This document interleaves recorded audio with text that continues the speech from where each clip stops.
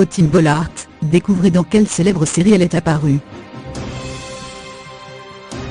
Sans le savoir, les téléspectateurs ont sûrement déjà vu Fautine Bollaert à l'écran, il y a un peu plus de 20 ans.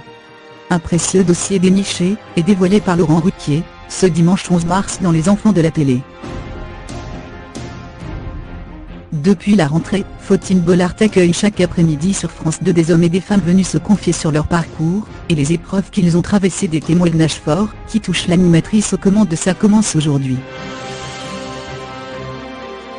Ce dimanche 11 mars, c'était à son tour de faire quelques confidences sur le plateau des Enfants à la télé. Dans une ambiance détendue et bon enfant, la jeune maman a révélé à Laurent Ruquier avoir fait ses débuts à la télévision dans un programme très célèbre. Si certains téléspectateurs pensaient l'avoir découvert en 2005, sur le fauteuil rouge de Michel Drucker dans Vivement dimanche prochain, ils ont en fait aperçu le joli minois de la brunette dans une série à succès 10 ans avant. L'ex-présentatrice du Meilleur pâtissier a fait sa toute première apparition sur le petit écran dans les années 90, dans plusieurs épisodes de Premier baiser.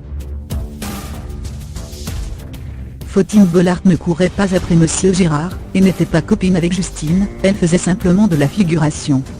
La fille qui buvait du pack citron à la café derrière, c'était moi, a-t-elle lancé amusée à Laurent Ruquier. Elle a expliqué qu'elle avait décroché ce petit job grâce à sa cousine qui s'occupait des castings chez AB Productions. C'était comme ça que je faisais mon argent de poche, a-t-elle ajouté. J'avais 16 ou 17 ans et au lieu d'aller faire du babysitting, on me proposait d'aller faire la fille derrière en t-shirt jaune. Et même quand on parlait, on n'était plus payé. L'animatrice s'est même souvenue d'une réplique, mais ce n'est malheureusement pas ce passage qui a été déterré par le nouveau présentateur des Enfants de la télé. Dans l'extrait, on peut la voir, en t-shirt rose, simplement pousser à la porte de la célèbre café. Depuis ces drôles d'aventures, d'autres se sont ouvertes.